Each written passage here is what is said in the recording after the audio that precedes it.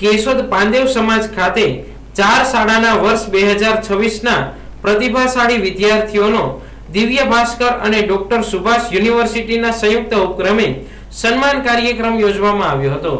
આ પ્રસંગના અધ્યક્ષ સ્થાને કેશોદ શહેરના પ્રથમ નાગરિક એવા પાલિકા પ્રમુખ પ્રતીક્ષાબેન દેવડિયા, તાલુકા વિકાસ અધિકારી બી.આર. ઠુંબર, તાલુકા health officer doctor N G. Dabhi, Subhash યુનિવર્સિટીની સ્કૂલ ઓફ સાયન્સના ડીન મયંક પંડ્યા, જિલ્લા રમતગમત અધિકારી મનીષ જીલડિયા, કેયુરભાઈ દેવડિયા, યોગી કોમ્પ્યુટર વાળા યોગેશભાઈ વરુણી ઉપસ્થિત રહી હતી।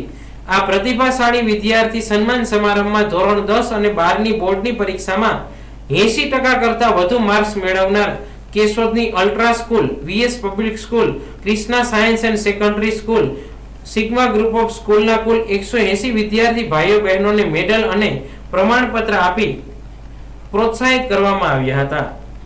આ સાથે સ્કૂલના સંચાલકોને શ્રેષ્ઠ શાળાનું પ્રમાણપત્ર આપી ખાસ સન્માનિત કરાયા હતા।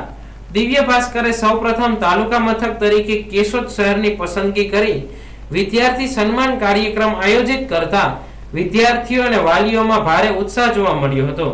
આ પ્રસંગે વક્તાઓએ વિદ્યાર્થીઓને શુભેચ્છા આપતા જણાવ્યું હતું કે લેખન, વાંચન અને રિવિઝન જેવા મુદ્દાઓ લઈ સફળતા માટે વિષય પસંદગીને લઈ ઘણા ક્ષેત્રોમાં તક રહેલી છે। તેમના માટે ખુદની ઓળખ ઊભી કરવી જરૂરી છે। ઉપરાંત બોર્ડમાં ઉચ્ચ ટકાવારી મેળવવા શાળા અને વાલીઓ તરફથી યોગ્ય માર્ગદર્શન અને વાતાવરણ ઊભું કરવામાં આવે તે પણ જરૂરી હોવાનું જણાવ્યું હતું। આ સન્માન કાર્યક્રમમાં મોટી સંખ્યામાં વિદ્યાર્થીઓ અને વાલીઓએ ભાગ લીધો હતો।